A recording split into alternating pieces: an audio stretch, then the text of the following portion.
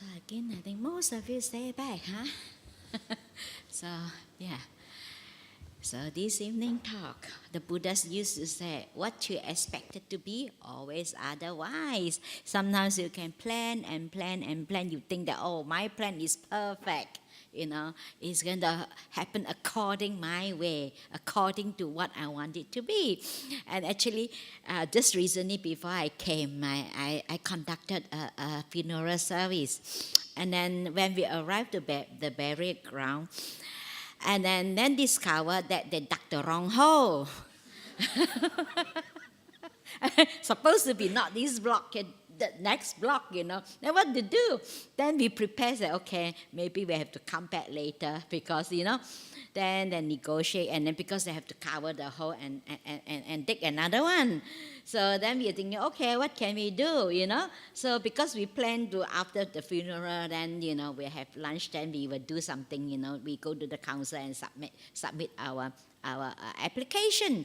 Then we say, okay, this is going to do, maybe we'll change our plan around, This is to be flexible, isn't it?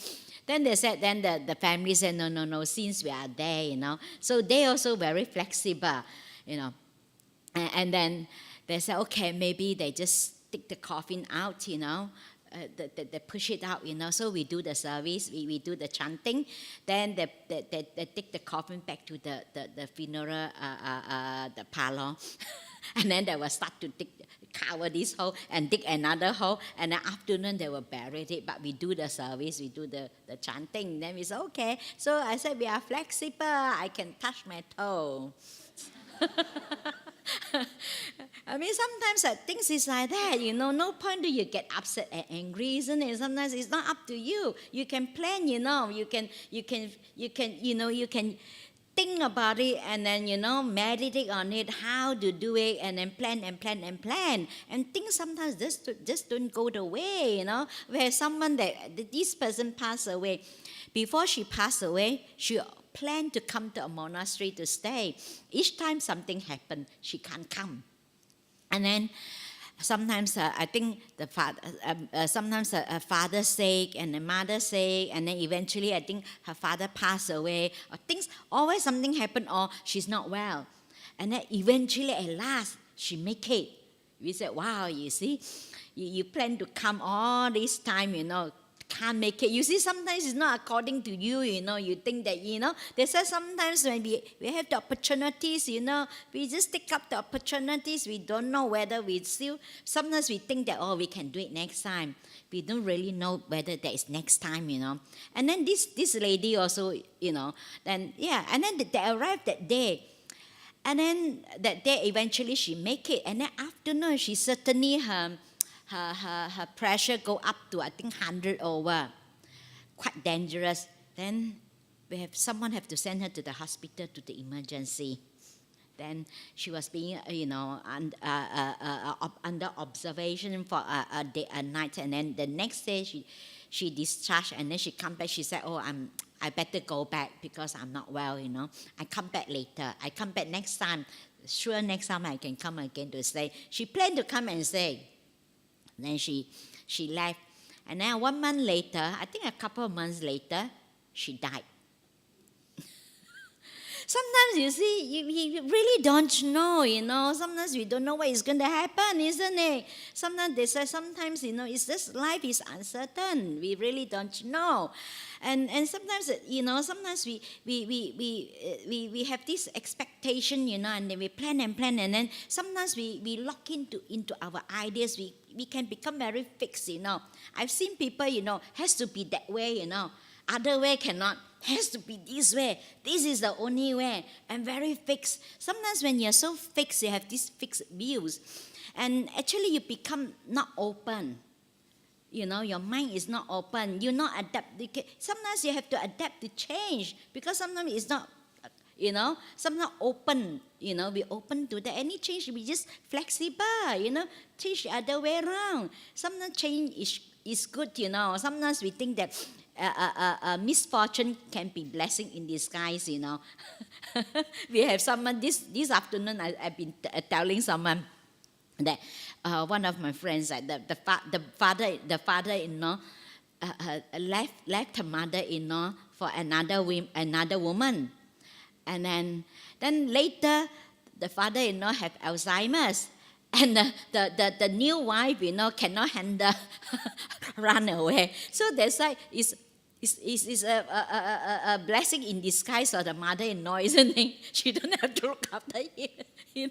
Sometimes we think that it's misfortune, that blessing in disguise, but he dumped her, But actually, initially you think that, oh yeah, it's terrible, he dumped me, But when after he dumped, and then the second wife cannot handle because he can be very aggressive, That's why sometimes when you lock into our ideas, and then that's it. This is the only way, no other way, and we becomes, we have these fixed ideas, and then sometimes we are not open to new things. We lock into our ideas. It's just in one of the suttas, I remember the Buddha mentioned about this two men when they travel, when they found, the first time they found an iron. So each one of them picked up the iron, piece of iron. And then they travel, and then they found silver. And then the smart one let go of the iron and pick up the silver. And then this one still, I only want this. He's still holding on to the iron. And then later they found gold, and the person let go of the silver, pick up the gold.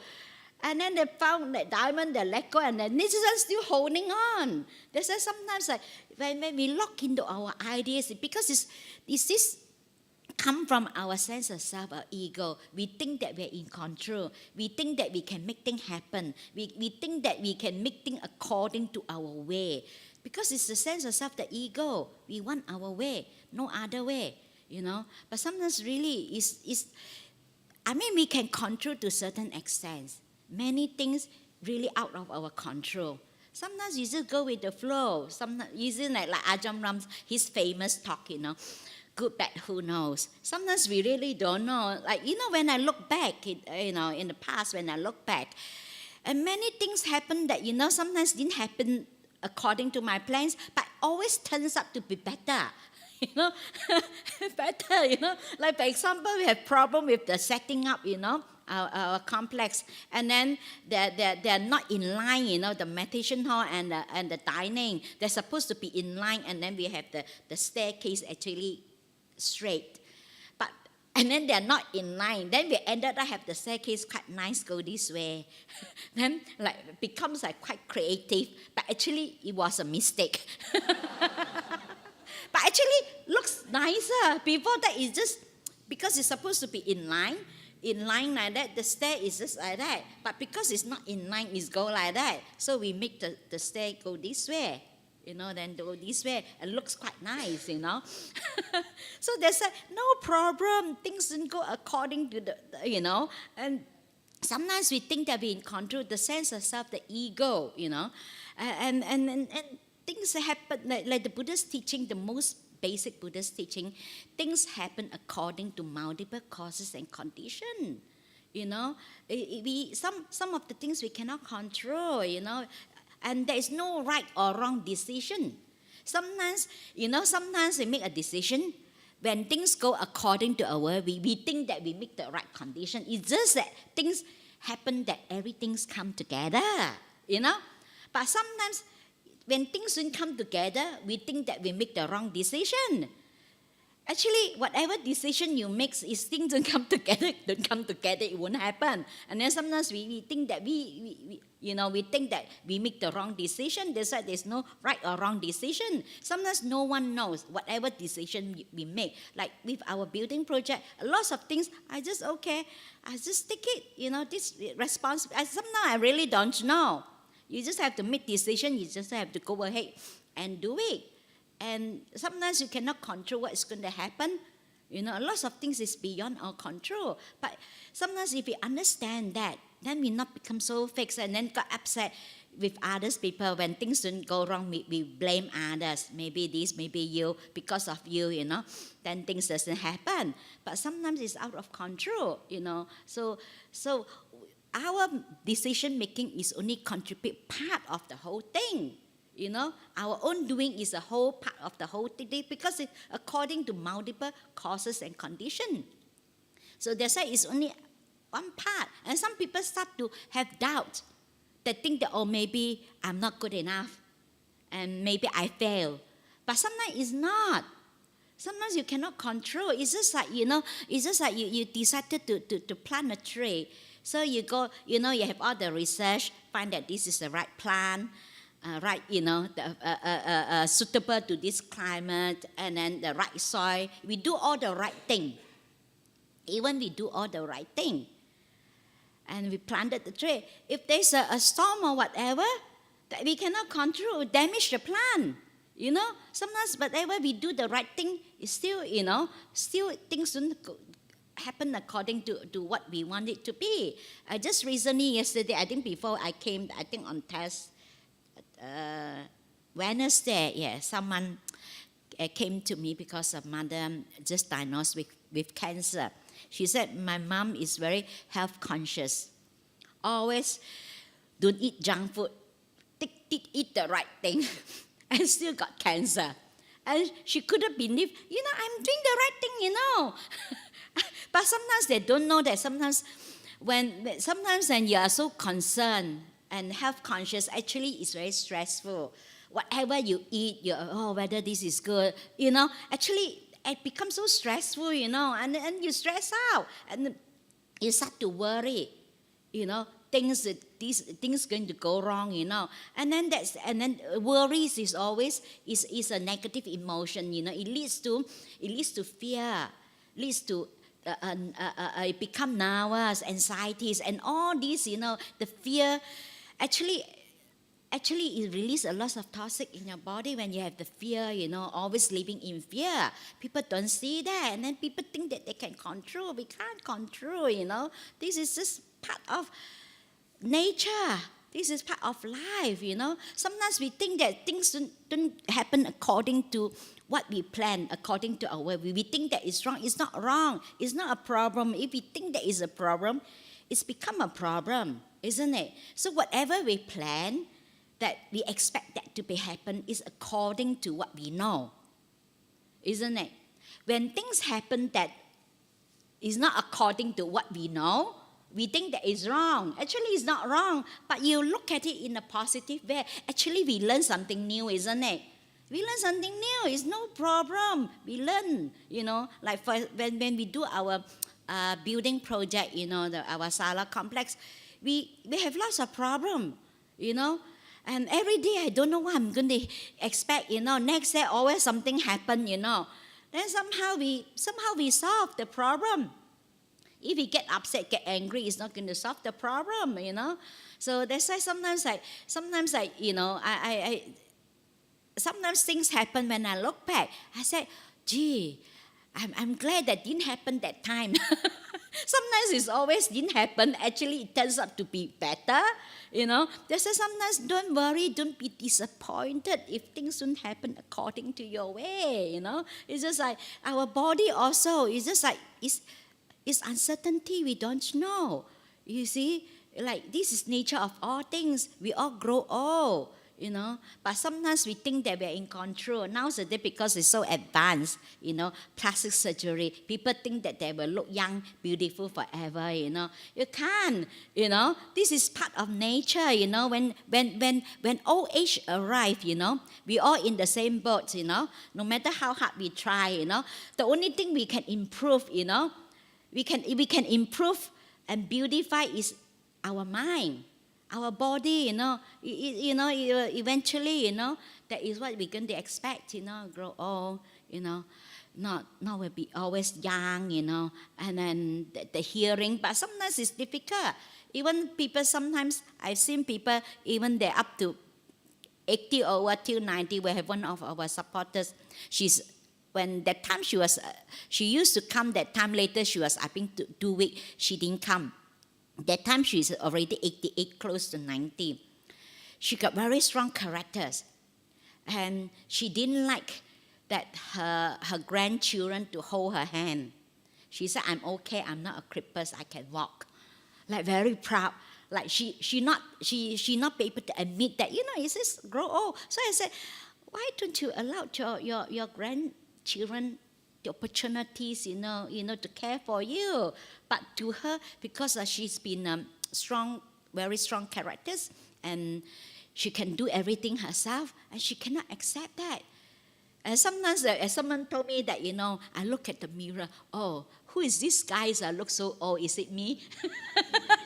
Sometimes, because sometimes, the problem is, our body, grow old, but our heart won't grow old, That's the problem. And we don't know that we are old, There was a cup, sometimes you don't feel it, Sometimes you think that other people grow old and they accept me. No one can live forever. It's no exception. But still got people think that death is optional, It's very easy that, it's happened to others. You say, yeah. It's impermanent, yeah.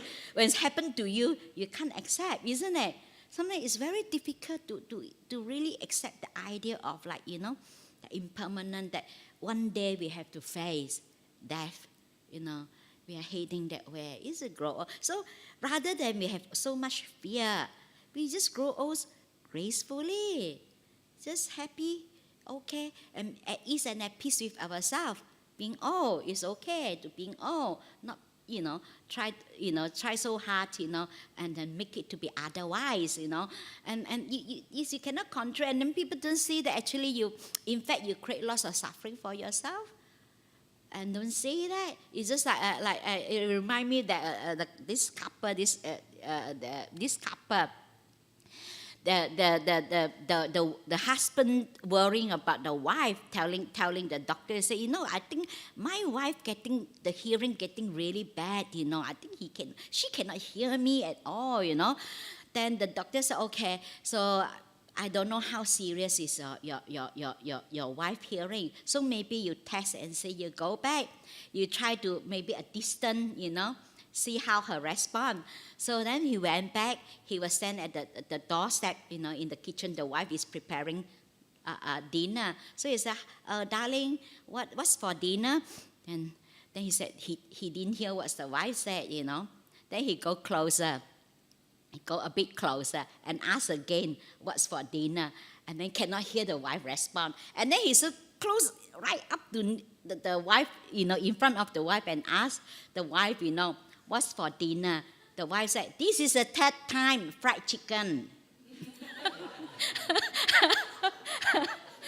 he think that the wife cannot hear, but actually he is the one cannot hear.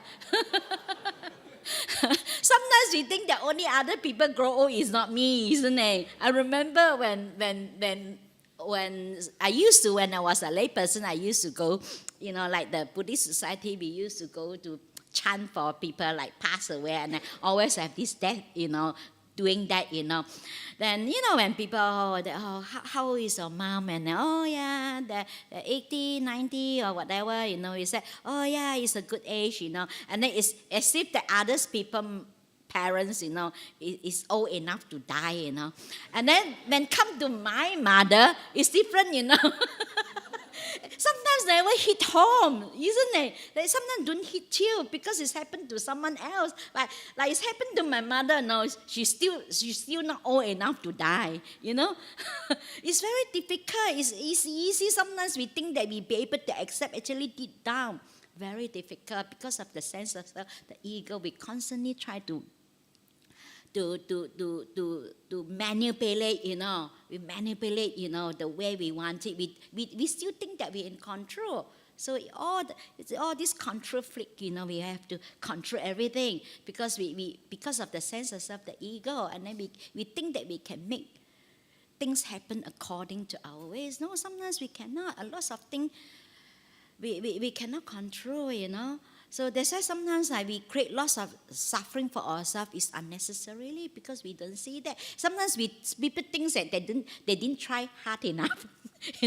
Maybe things don't happen according to, maybe I didn't try hard enough. I have to try harder. Then the harder they try, still didn't happen. It doesn't happen. So actually, they don't see that actually our own decision or our making is only contribute part of the whole thing. There's still other factors that is beyond our control. Things have to all come together, Like for example, I remember I remember when I said to someone, that someone asked the person talk about her anger and things like that. So I said sometimes the anger come from craving when you can't get what you want, but it's not the source of a suffering. Craving is the source, so the intensity will be the same. When you can't get what you want, depends on how much you want the thing. So that the result of that, that the anger will be the same intensity. And then someone overheard that and said, "Oh, gee, I'm glad that I have no anger. That means I have no craving." I was thinking, I didn't say that. I never said that. I'm talking, it's a different context, Then she interpreted that. That means that I'm not angry now. That means I have no craving. Sometimes the person not angry now, sometimes sweetie pie turn around, can really stab you, You can never know, Sometimes you don't know how much you build up. Like some people, sometimes we think that we will not do such a things.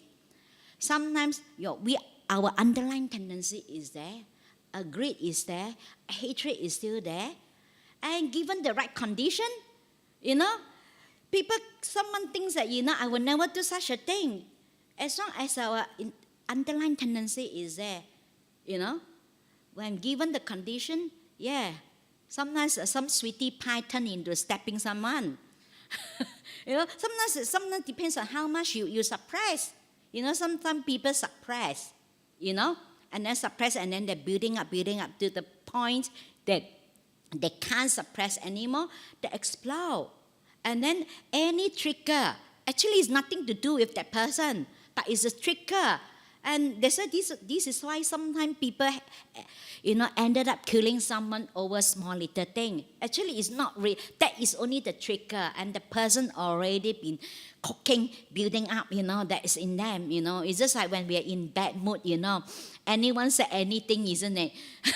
Actually, it's nothing to do with that person. It's just that when you're not in a good mood, you snap that person. Actually, it's nothing to do with that person. It's just that you're not in the good mood. They say sometimes we think that we are not, we are, And as long as the underlying tendency is there, I would never do such a thing. As long as you're not enlightened, as long as the underlying tendency is there, given the condition, we think that we will never kill someone, we don't know, isn't it? When the condition is there, because the condition is not there. So that's why we don't judge others. When the condition is not there, then we think that, we are okay, but the underlying tendency is there. So given the condition, we might do something, we might do things like that. We think that we would never do such a thing. Like this person think that she have no craving. She's no craving, she's arahant already. And sometimes really shock me, like how people, what I said, how they interpret in their own way, and then they take something out, and put into a different context, And then I said, I didn't say that, I never said such a thing, and then they interpret in their own way. And I only said that the intensity of the anger with the craving, I never said if you're not angry now, that means you have no craving. I didn't say that. But the person interpret that way. This is how sometimes we want to hear what we want to hear, isn't it? Somehow we we push, we bend, to what we want to hear. Sometimes truly, if you want to see, you can see. That's why most people say, that most people say seeing is believing. Actually, believing is seeing. Sometimes really you lock into your mind. Actually, you brainwash yourself. You keep telling yourself, you actually, and then you create that. It happened to one of our supporters. She used to go past a place, and then she believed that there was a bikie have a fight and pass away. Then she go past there. She been sending loving kindness. She feel that the beings there need her loving kindness, so she been sending loving kindness to this being, this person that passed away around the corner. Then she been doing that about 3 years. And then one day, she discovered that actually that person didn't die, still alive. And then she said, she feel that the beings, I feel that this being need my loving kindness. After that, when she realized that, she really laughed about it. She said, I feel that the need of my loving kindness, the being, I can feel that, I can feel the beings there, And then, actually, sometimes it's our own, we manufacture, sometimes we create that. Sometimes, how, when we believe that, actually we keep reinforce that, each time that comes up, and then we feeding it, and then we make the feeling become stronger and stronger and stronger. And sometimes we create that, we manufacture that, That's why sometimes when we believe in something, you will see it. So that's why believing is seeing. It's not the other way around. A lot of people say seeing is believing. Actually, sometimes even you see, if you don't believe, you still block off. You won't see. You choose not to see. No matter how you don't see it, you choose not to see it. Even sometimes, this recently, someone said to me that she's been, for years, she said, you've been telling me the same thing. Ajahn Brahm telling me the same thing. I still interpret my own version. I have my own version, she said, because she don't like the pain. It's like actually partly her pain is come from her mentor. So we know about that. We said, that sometimes the more you don't like the pain, the more you try to push it away, actually you manifest your pain. Then why not you just accept the pain, you just meditate on the pain and just allow the pain be. But somehow deep down, she disliked the pain. She still do it the way that she tried to do it with the intention of getting rid of the pain. So if you come with the intention that, expectation that I'm going to do this, then I have no pain. I'm going to meditate on my leg or on my body, my pain go away. Because deep down, the underlying tendency, the subconsciously, you have that intention, that expectation of that I'm going to do this, my pain going away. It doesn't work like that. It doesn't work like that. There's lots of people then they have the. She told me, she said, only recently she overcome that pain. She see that. She said, all these years, I've been interpret my own. I have my own version of the understanding. Even I hear it again and again and again. All this time, what she have told me, what Ajahn Brahm has told me, I only got it now. She said, I only got it now. All this time, her underlying, her subconsciously, she's still doing it with the expectation of, I meditate, then my pain will go away. Even I keep telling her, it doesn't work that way. It doesn't work that way. You can meditate and the pain go away. It won't go away. But of course, when you relax, when you're accepting the pain, actually you lessen the pain. Actually, when you accept the pain, actually, that the pain will go away. Sometimes more if our own, we create that, we create more suffering, the mental suffering, we create that. And she said, take her years to see that. Sometimes we have our own version, And we not only that, sometimes we have expectation of ourselves, high expectation of ourselves. And we have people telling me that she cannot accept herself that I already have this condition, I have all these conditions that I need to practice, and then why I'm still have no progress, like, high expectation, why I'm still depressed. I said, of course you're still depressed. I said, you won't go away immediately, but if you expect that you meditate, you practice, your depression will go away, I tell you, you will never go away. I said, it's not going to go away. Because you come with the expectation. You want to get rid of it, you can never get rid of your suffering. You can only understand your suffering. You can't get rid. If we can get rid, we all got enlightened, the things that, just get rid using willpower. We can't do that. So I said, of course it doesn't work. She said, why? I'm still have depression. Why I'm still depressed? She think that being depressed is wrong. I said, it's not wrong, it's just how you feel, So because even though theoretically she understands that, yes, to accept that, but deep down she still the sense of self, the ego, she's not accepting. She still hasn't come to the place of acceptance. Even she will keep telling herself that I have to accept it, I have to accept it, But deep down, you still can't, because it's non-self, It takes time, little by little. The letting go happen, not overnight, not using willpower. Actually, little by little. That's why sometimes I don't like to ask people, oh, let go, let go. It's easy to say and done, And theoretically people understand, But to be able to really let go, it takes lots of practice, lots of training of the mind, lots of practice to let that go. It's not happen overnight. It's a gradual training. And then sometimes people expect that now I said, when you're in the conducive environments, it's only provide you that conducive environment to practice. It's only give you the support. Doesn't mean that, I have the right place, then my depression go away. No, it won't go away. It's only give you that supportive environment to practice, But it will not immediately go away. When I start meditating, then expect that. I said, expect your just for example, if you've been depressed for many years and then you expect that your depression go away within a few months, it's not going to go away immediately, but you can see that you lessening your suffering. You can only lessen your suffering. You can see your progress through that, the lessening of your suffering.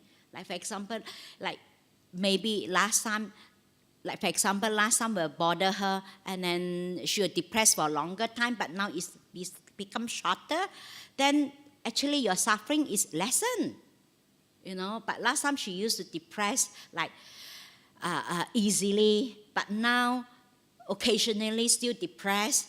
Then actually that is, you already, then I encourage the person, I said, you already lessen your suffering, you already suffer less, But of course it's still there. But because, and then she think that maybe, and then after that she beat herself up, thinking that, you're not practice hard enough, that's why, And then I said, you see, not kind to yourself, not beating oneself up, counterproductive if you keep beating yourself up. I said, this is take times, and this is, sometimes a lot of things is not beyond our control, It's not that we want it and it will happen according to our way. And then we don't always get what we want, isn't it? But sometimes we think that is wrong, And also sometimes not only that, we have high expectation of ourselves. And sometimes we impose our ideas, onto others. And then expect others to live up to our, expectation, how we expect the person to be. Especially, we always have counseling with people with marriage problem and things like that. And sometimes they complain, or wife or the husband complain of the wife. Then I said, before you got married, he or she is like that. Oh yeah. So I said, what do you expect?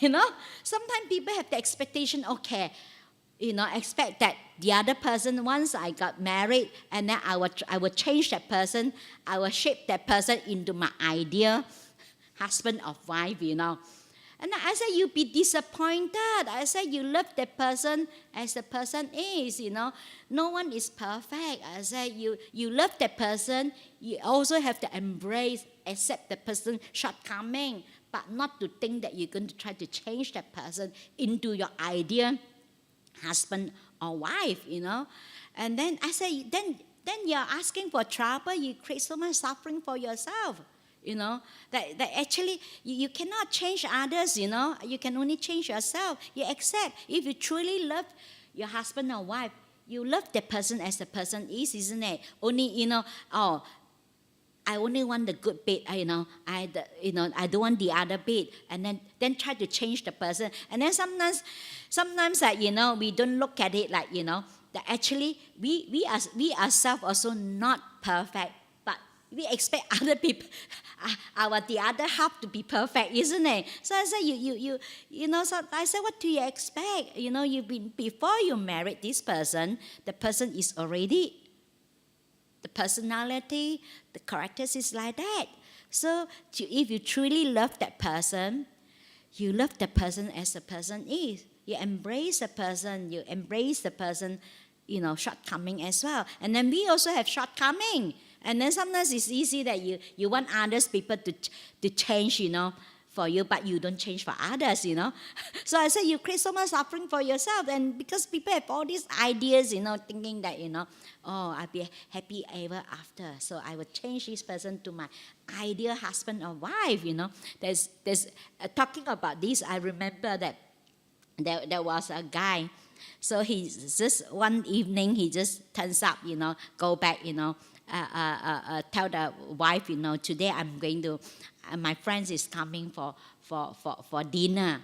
So please, we have to prepare, Then the wife that time did not expect anyone come for dinner. Say, why don't you let me in? He said, no, I'm having, you see, still in my pajamas and no makeup, and I'm really the mess, and then now you tell me that someone is coming for dinner. I'm not prepared. So why you invite your friend to come? Why didn't you let me know earlier? Why you invite your friend come for dinner? Then he said, oh, because my friend want to get married.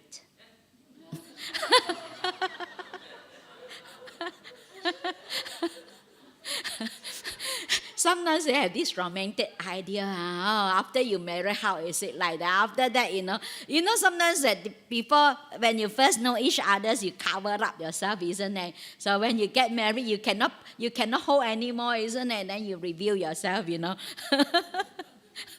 So he said, oh, because my friend want to get married. Yeah, this is sometimes we don't see that, and then we sometimes we always think that our suffering is coming from others. You make me suffer. Sometimes we don't see that sometimes it's our own creation. We create the suffering ourselves because we don't understand. We don't understand life. It is just part of life. A lot of things that we cannot control. And we cannot control what other people said to us, isn't it? We cannot expect that we can only hear good things and then everybody praise me, no criticism. It's not possible, So that's why at the end of the day, it doesn't matter, isn't it, whether someone praise you or criticize you. When someone praise you, you got so happy, you can't even walk properly, like floating in the air. And then someone criticize you, you got so upset.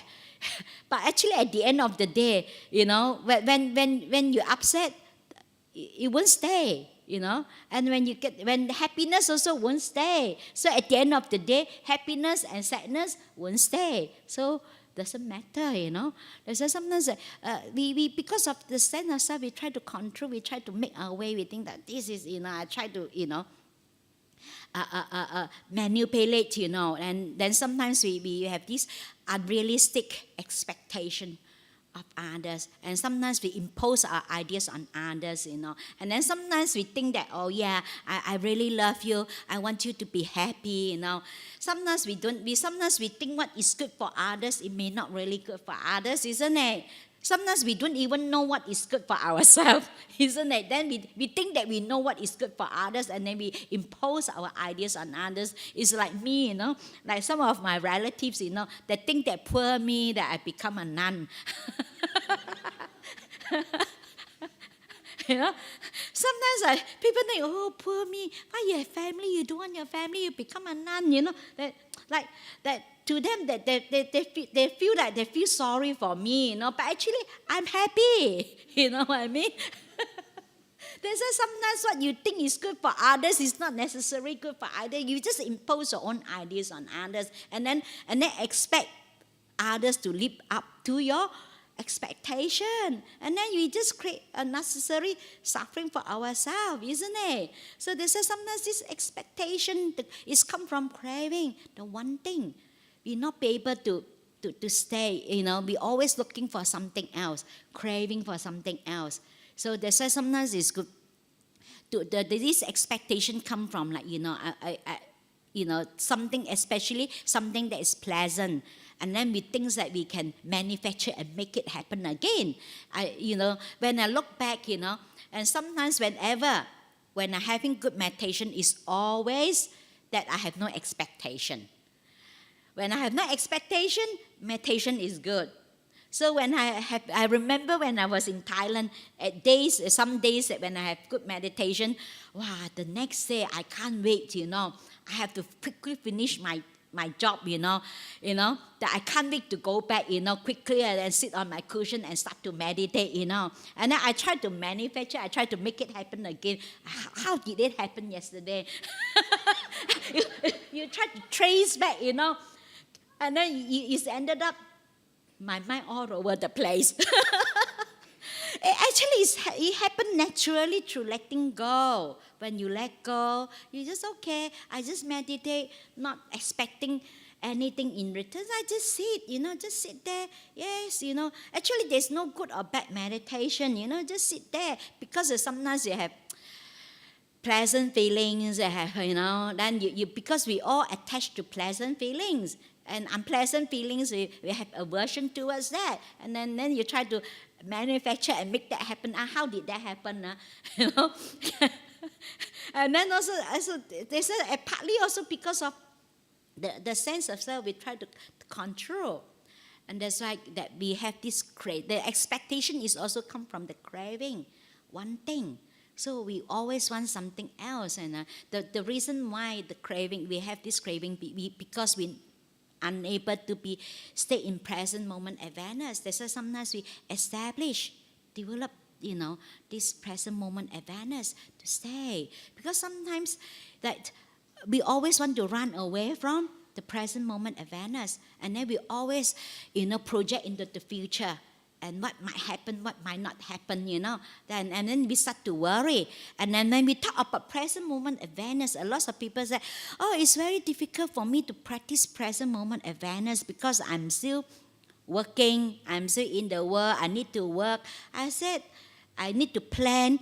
And I told this person, I said, being in the present moment awareness will not stop you from planning, I said, you still can plan, It's just when you plan, you're in this moment, you be with your planning, Of course, sometimes we need to plan, isn't it? Like if you want to travel, you go to Thailand, you cannot say, I'm living present moment, I'm living present moment awareness. Oh, I only go to the airport and get my ticket. You can't, isn't it? So the problem is, I have someone like that. Last time we have a supporter that she's very generous, but she attached to being generous, and she have no saving. She like to buy and give. And sometimes we ask her, sometimes of the things we really do not need it. Please don't get it. We say, don't offer to us. You look after yourself. And she ended up like sometimes she was emergency, went to hospital, and because it's very expensive in Australia, the ambulance is $800 cannot afford to pay. And then even sometimes the R1, something break down, anything, and no money to fix. Because actually, the husband, got good income, but she just have the habit of spending money. So, and then you know what she said? Oh, I don't worry about my future. I present moment awareness, be present. This is how people understand present moment awareness. I said the Buddhas never said that. Also, the Buddhas also said that you need to plan, isn't it? You need to have how much, for emergency you need to use, and you to do your offer to make marriage, and then you have some saving, for emergency use or for investment or things like that, But the problem is sometimes people don't see that, yes, because sometimes people can't stay in present moment awareness. Like they have plan, and then plan A, and then they start to worry. What if plan A doesn't work? Then they start to plan B. Then they start to worry again. What if plan B doesn't work? And then they go plan C. And what if plan C doesn't work? Plan D. Then you always go into the future, isn't it? Or not always present. That's why people don't understand. It's not that you cannot plan, you cannot do anything. You have to say that I'm doing nothing, physically doing nothing. That means I'm present moment awareness. physically you're not doing anything, but your mind can be fantasized, to all sorts of things project into the future, Your mind can travel to Siberia without knowing how you get there. You know what I mean? And then some people think that present moment awareness, that means that I sit there, not doing anything, Yeah, physically not doing anything, but your mind is, the mind activities, the mind, you can travel so far, And I remember someone asked, one of the questions asked about the rebirth. He said, how does it work? Like someone they pass away here, they die, and then they reborn somewhere from other places like in England or somewhere else. So and then the monks answered him. He said, you close your eyes, you think of England, you're already there. Because sometimes we use our worldly way of logic. In our logic, we think that we have to get on in the flight, and then travel over there. No, because the mind travels very fast. The mind travels faster than the light. It's very fast, the mind moment, So that's why sometimes people don't understand that. So that means, I have to stop working, not doing anything, then I'm living in present moment. No, that we are being present, that in whatever we are doing, when we're eating, make sure that we're eating. But most people, they are not with what they are doing. If they're walking, yes, they're walking, but the mind is not actually with the walking. So whatever we do, we're doing this thing, but our mind is not really here. We are doing it, but our mind is somewhere else. So we are not present. It actually doesn't mean that you have to stop from doing anything, sit at home, don't work, Actually, you can apply this in your daily life, present moment awareness. Whatever you do, you're fully here. If you are eating, you're fully with your eating. You are washing dishes, you're fully with washing dishes. And then you develop that. Then your mind don't always, go into the future, because it becomes a habit sometimes. Sometimes we do like those fantasy with all those, go in a project in the future, this might happen, that might happen, And sometimes it's really struck me, like some people can go so far. Things haven't happened yet, and then they can think about 20, 30 years, or this might happen. And most of the things you think that is going to happen, I can guarantee you, all the things that you can think of will never happen. It will happen things that you never think of. You never even thought of it will happen. I remember some years, I think a couple of years ago, and then we have a lightning strike. And then our phone with the internet was not working. It's not working. It was not working, and wasn't working. And then we have mobile phone. It's just in case that when that's not working, we have mobile phone. And then actually, the mobile phone no signal. You know what happened? Both the tower, the battery, the backup battery, both for the telephone line and for the mobile, both been stolen. We think that we are so smart, isn't it? We plan everything, isn't it? We don't have landline, we have mobile, And then we ended up 3 days. No signal. We completely cut off. No phone, no internet, no mobile, nothing. 3 days. But it's still okay. Not the end of the world, isn't it? We don't have. Because sometimes we live in a bush, in a forest, because sometimes we need to have that is especially other, like in summer, like only in summer, and then because of fire, fire hazard, that is the main reason we have that mobile. But sometimes sometimes we can plan everything, and then the things that you never thought of is going to happen. Think that you can think of everything. You can sit there go on and on and on and on to project. Think all the things that might happen. I can guarantee you it will never happen. It's always things that you never thought of is going to happen. And this is how, it's always, project into the future. And partly why we crave, because have no contentment. Develop contentment. You know, some of the qualities help you to develop contentment, like being appreciative. If you are someone not appreciative, you know, it's very difficult to have joy, whatever we have, you know. But if you are appreciative, you can enjoy things much more. You know, you appreciate things, you know, then it brings you so much joy. When you have the gratitude, like, you know, gratitude, you're being grateful, you know, we don't take it for granted whatever thing we have. Actually, it brings you lots of joy.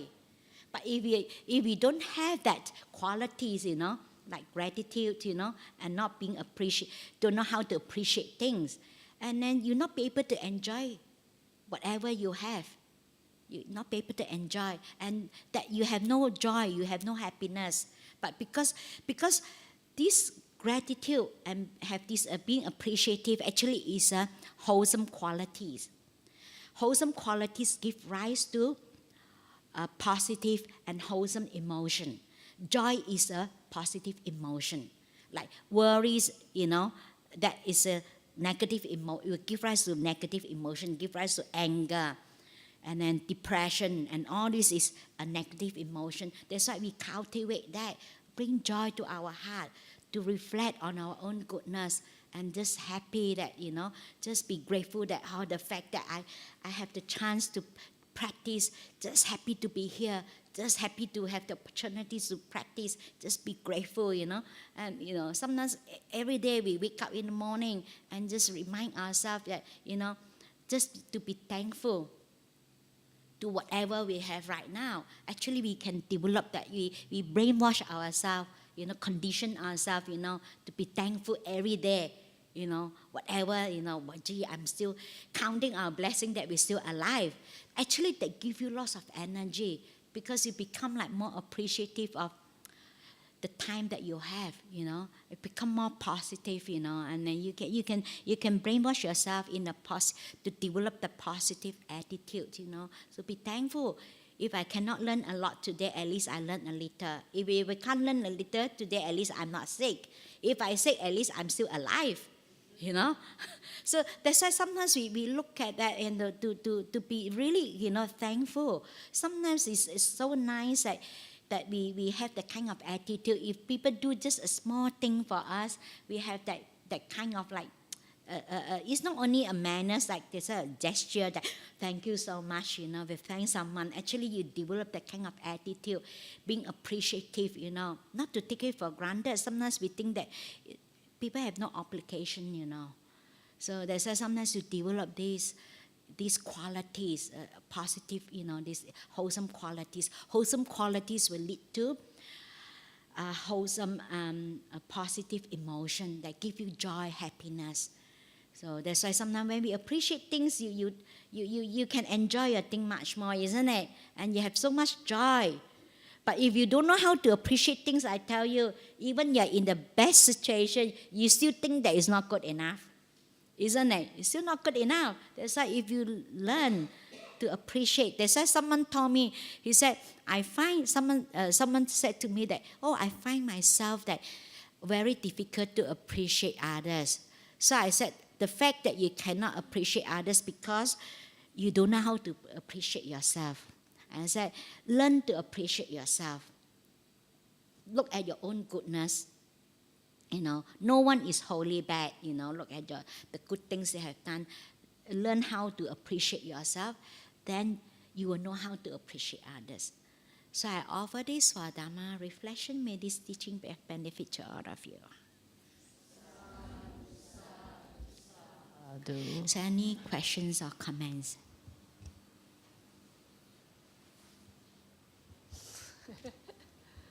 Our intelligent person in the next life.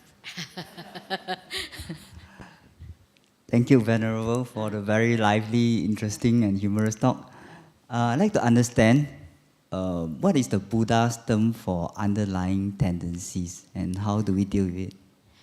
They're kind of like, sometimes this is how some of the things we repeatedly doing it, and then we develop like into some kind of like our mental habitual pattern, and then it's become a habit Sometimes, like, we don't see that we are doing it. Subconsciously, we're doing it, we don't show. Unless you have the clarity of mind. When you start to meditate and you have clarity of mind, you started to see yourself have certain patterns.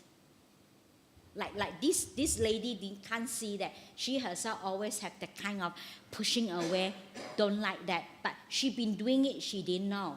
Until a few years, she can see herself doing that. That is very subtle type of defilements. Like we repeatedly doing the same. Like the Buddha said, like how how when the thoughts, you know when the thoughts arises, so then we go into speech, action. We manifest into our speech, manifest into our action. Then our action, we repeatedly doing the same thing.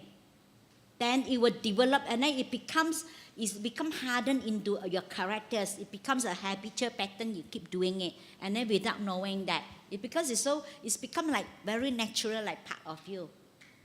Is it sankhara? It's a more than sankhara is a volition. This is not. This is like you develop certain habitual pattern. Like for example, sometimes you used to do things in this way, then you have a certain habit of doing things this way. Like certain way, like people have different way of doing things, Then you develop certain habits, and then it's quite difficult to change, but can be done. So like maybe like jealousy. You don't Yeah. know that you are a very jealous person. Yeah. But you cannot help it. But you cannot help it. I can understand it's a habitual tendency, but Yeah. there's no term that. Is there a term that Buddha actually gave it? That is the Buddha talk about is our kilesa, defilements. It's defilements. He just said defilements, but because those defilements is very subtle. That's why we call it underlying tendency. But sometimes some of the words that you don't have it in English, and sometimes it's very difficult to translate. Like this morning when I talk about when they give the kaya, that means the body, but when the Buddha talk about the contemplation of the body, like to be mindful of the whole body, the whole body of the breath, Actually, it's not this body; it's the whole. You don't miss the whole thing. So sometimes it's quite difficult that you can't translate exactly. Sometimes, like for example, in Chinese and in English, some words you don't have it in Chinese. Some words in Chinese you don't have it in English. You can only have the closest, that meaning, So for Buddhists, it's a kilesa. Actually, it's defilements. Those underlying tendencies is defilements. We call it subtle defilements. Very subtle. Because it's so subtle that we can't see. Like for example, those more coarse defilements, like you got angry, upset, jealous, and you scold someone, that is you can see.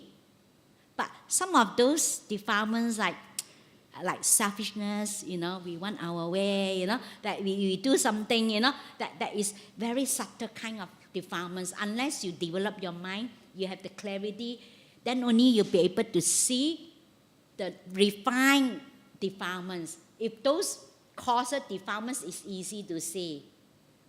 So it's that defilements. It's a subtle defilements. So the Buddha said kilesa. It's all kilesa. So it's a subtle level of kilesa. Okay, thank you. Okay.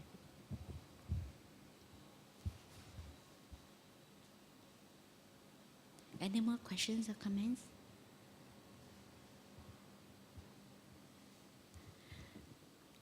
He's the only most intelligent person, in this life.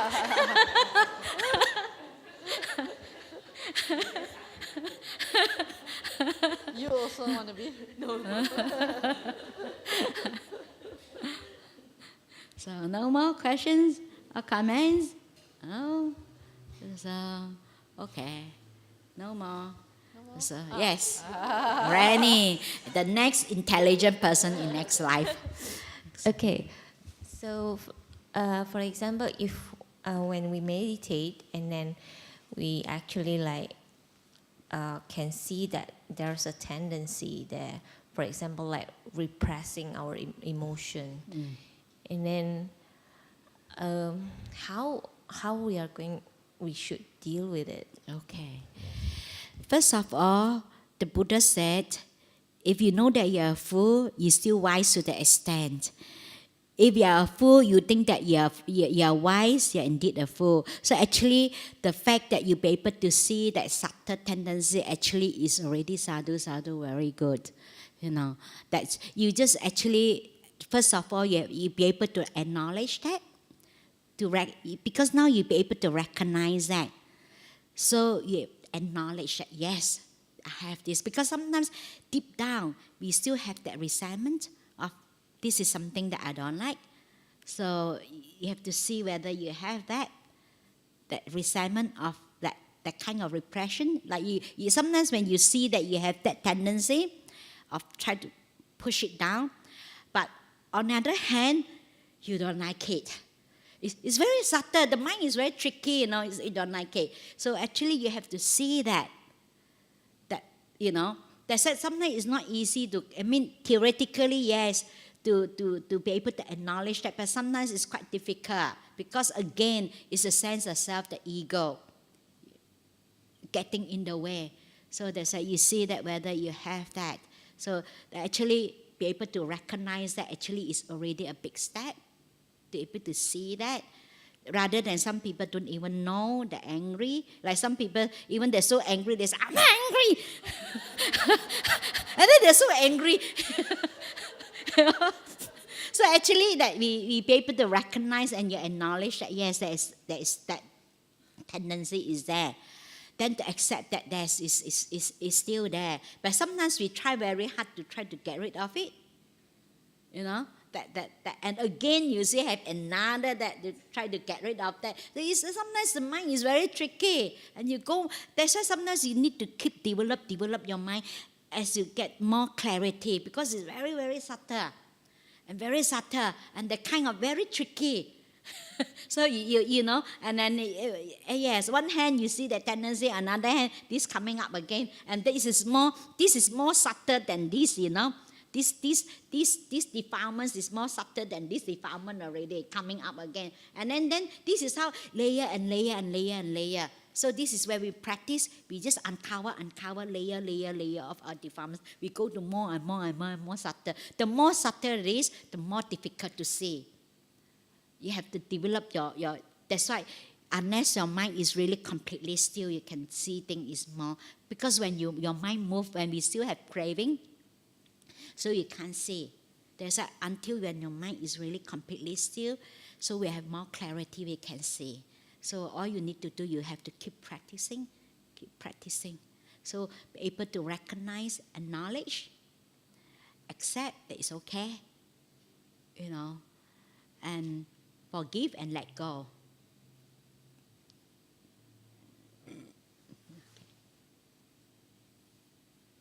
So any more questions or comments? Yes. Hello.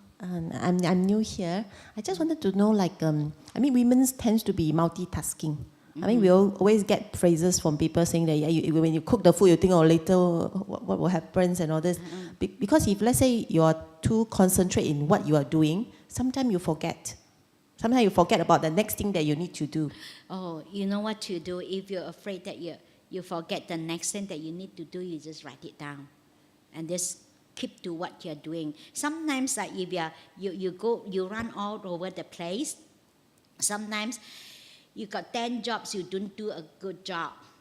But sometimes you stick to one, So it's rather than you have 3 complete jobs, than you have 10 jobs that is incomplete. But if you tend to think of something and then you put it down and you do another thing, and then you put it down, you do another thing. And then you have 10 jobs that unfinished. So actually it's rather than you have 3 complete jobs, then you have 10 incomplete job. So they say sometimes you just stay. And this is actually, it will drain you, use up lots of mental energy because your mind become very busy. Because when you do one thing at a time, actually you generate energy because you're not, your energy is not flowing out. Because your mind is not busy, not running. So then that's why sometimes people the mind so busy until sometimes at night people can't sleep. The mind cannot stop. It's just like the vehicles, when you travel, 120 kilometers per hour, and then you try to make it stop, you can't stop. So you make your mind so busy like that, it's very difficult to stop. That's why you learn to slow down your mind. Try to slow down your mind. There's a lot of people try to stop their mind by using willpower, actually counterproductive. So you try to stop the vehicles travel 120. You can't, isn't it? Will topple over. The mind also the same. We clash. They use so much willpower. You can't. So sometimes you have to slow down your mind through your own daily whatever you do. Just not to rush from one thing to another. Slow down a little bit. So when you rush from one thing to another, you are not mindful. Just slow down a little bit. Just get up early in the morning, first thing, just okay. Now I'm having my breakfast first, so take a little bit of time for breakfast. And then when you get up, when you walk out, you enter into another room, you just stop for a little while to establish your mindfulness, being mindful that your hand is open, because usually we just open, we go in, but you just stop. And last time, we very strict, we come in, have to come in, no noise. If a little bit of noise, we've been told off already. And then even with the teacher, we can't do like that. We have to do it like no, whatever we do, no noise. But that is a bit strict, that one. The teacher a bit strict. But we are not expect you to that extent, But you just consciously, deliberately slow down. So you learn how to slow down. Make an effort to slow your mind down. So then slowly you slow your mind down. You're aware of your movement, your hand, open the handle and you go in, Deliberately do that. Try to slow down a little bit. Learn how to stop. Because sometimes we can't stop, the mind can't stop. So if you're afraid that you forget, you just write it down. So continue then, what are other things you just, okay, this is the next thing I need to do. So you just look at the note. Then this is the next thing you need to do. But you just put it aside and do the next thing. And then you remember another thing, you put it aside, you do another thing. No, one thing at a time. Because actually the mind can only do one thing at a time. But sometimes we think that we can do many things at one time. It's just because the mind travel very fast. Actually, we are being like that. But we think that we are doing at once, but actually it's not. That's why actually your mind become very busy, and it is very difficult to stop your mind. Okay, does that answer your question? I have another question is about how to draw the lines between you didn't work hard enough. I mean, if let's say we didn't get the result we want, like those athletes and others, they keep trying, then they fail, they keep trying. At the end of the day, they made it. So how I mean, just I mentioned that we accept whatever happens to us. I mean, we can do our planning whatsoever. Things just didn't happen that way. But sometimes at the end of the day, we all feel that, if let's say I can work slightly harder, or if I train myself up, then I may be able to get it. How to draw that lines? Sometimes for yourself, because it's just like Ajahn Chah used to say, when you every day you feed the duck, and then how the duck going to grow, you leave it to the duck. You don't every minute see why the duck grows so slow, and then you try to pull the head, pull here, pull there, let it grow faster, and because this is a spiritual practice.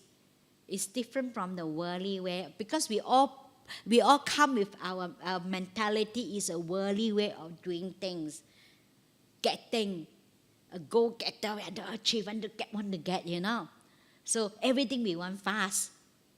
First of all, you learn to slow down first. When you slow down, you have more clarity, you can see where you are heading to. It's just like when someone, as for example, someone said, "Oh, I can't make a decision. I'm confused." I said, when you're confused, you don't make any decision. So I said, you find a place to sit down, make your mind as peaceful as you could, and calm your mind down. When your mind peaceful and calm down, you have more clarity, and you can see your way. It's just like when you're confused, your mind is just foggy. You can't see what is in front of you. You can't see. So how can you make any decision?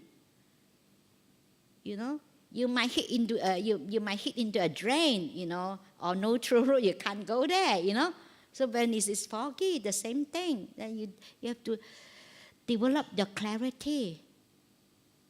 Then only be able to say that. And they say sometimes middle ways actually is the wisdom aspect. It's very difficult to really know exactly where to draw the line if you don't have the wisdom. The wisdom is come from the clarity of your mind. The wisdom born of the stillness. When your mind becomes still, you have the clarity, you have the wisdom.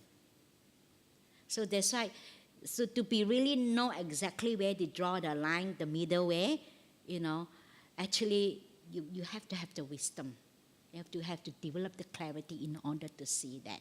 So actually not to worry so much about that, Things is a gradual training, It's slowly you will develop your wisdom, through practicing, and you started to have more and more clarity, and you can see more. And of course, at the beginning, that you might swing from one end to another, Somehow you don't do that, and then as you develop your clarity, your swing will be less. Maybe at the beginning you swing from one end to another. Like I said, the lady when talk about present moment awareness, then I don't give up everything. Even I remember someone said to me that I let go of my son. I asked my son to move out. People thinking of letting go, that means getting rid of things. No. But sometimes we make that mistake. It's fine. We learn. We say, it doesn't work this way, okay? Then we try another, Then that's why sometimes we will swing from one end to another. So then as we learn, as we grow our wisdom, as we have more clarity, then our swing will be less. Not too extreme. Then slowly, and then we swing, then less and less and less, and we can go to the middle way. It's a gradual training. It's not going to happen overnight. And I have no secret recipe to tell you that that's it. And then if I have it, I've got it for myself, and I have to use it for myself. And I got enlightened long ago. So you have to keep practicing, develop your own wisdom, your clarity. So in the meantime, without any wisdom, so what should I do? Huh? I mean, in the meantime, while training up to the wisdom, right? Yeah. At this moment, no wisdom. What should I do? No, we do have wisdom. We do have small insight. It's just like we said, we need to. The fact that you come here, that means you have insight. That means you know that this is something good. That means you have wisdom. It's a small wisdom. So we need to have a small wisdom to accomplish the big wisdom, big insight. Because for personally, I have some issues like people saying that some certain things I didn't do hard enough, didn't work hard enough, like raising the child and all this.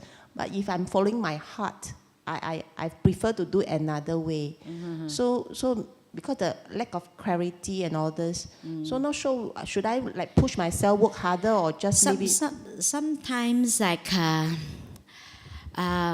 you just, sometimes we, this is deep down you know that we can, sometimes lots of things is beyond our control, and we can only do our best. Sometimes no matter how hard you do, things is always like turns up to be not, your way. And for example, like a parent, no one is born as a parent. You think you just become a parent that automatically you know how to bring up your children. You don't. We don't. We learn as we go along, as we make mistakes. You know, oh, doesn't work. Like if you ask me, when I look back, you ask me, if now I will bring up my son differently. But that time, I'm on that level. You know, this is what I know. I can only do what I know. I can't do something that I don't know. So it's okay. We just accept who we are. You know, it's okay. It's nothing. If I know this, I'll be, you know, that's already past. So we learn, you know, that, oh, it doesn't work, you know. So that's why I always tell people that please, whatever your parents has done, forgive your parents, because sometimes that how your parents bring you up is according to how they're being brought up. They only do what, isn't it? This is what they know. And then the parents also brought up by your grandparents, and your grandparents by, you know, this is how it passed down. And it's actually they do that, they're doing their best, you know. So sometimes sometimes we think too much, don't think so much, you know. Just whatever we do, like Ajahn Chah used to say, if we can change, we can do something about it, you give it all you got and do it, you know. If we can't do anything about it, you know, we just let it be, you know. We know that we do our very, very best. You know, like Dalai Lama used to say, he said, if you can change, you can do something about it, you can change, why worry?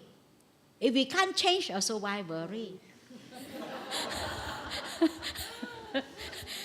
Isn't it? So sometimes learn to make peace with yourself and at ease and at peace with yourself. Sometimes this a fault-finding mind. We always think that we are not good enough. So learn to appreciate yourself. Learn to look at the good qualities of yourself.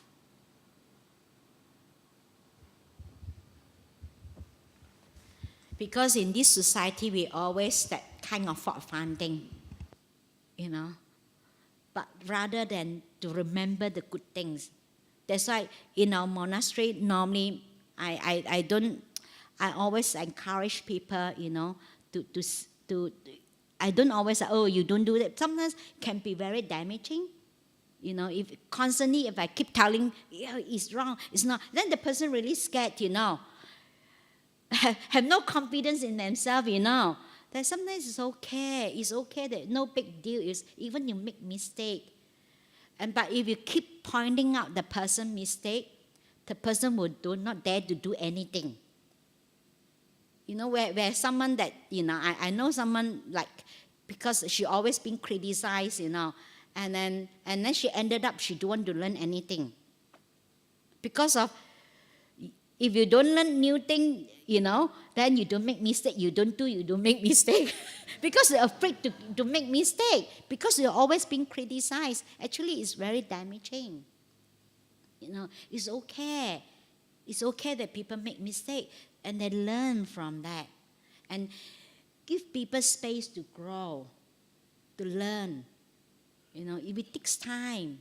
So you give yourself space to learn. And being kind to yourself. Not to be too hard. Most people, especially, you know, nowadays people are really very, they're very, very, unkind to themselves, you know, not so, you know. Learn to be more, you know, gentle and to be kind to yourself, you know. It's okay, no big deal. What's a big deal? It's make mistake, you know, that's it. You know, so we learn. So that's why, you know, no good or bad experience. Every experience is an opportunity to learn and grow. So you make the mistake, okay, you know that, at least you know that it doesn't work, isn't it? I remember this Abraham Lincoln, he said, I will go all the way, I will stick to it. I will persuade. He said, at least I do it. it doesn't work, at least I know that it doesn't work. Rather than I keep thinking about it, don't dare to go ahead and do it. You know what I mean? So it's okay, make mistake, then you know that, okay, it doesn't work. So next time I change another way of doing it. So not a big deal. No one is perfect. It's okay to make mistake.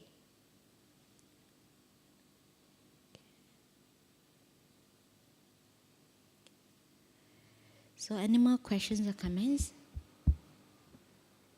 Okay. No more? Okay. Okay, going, gone.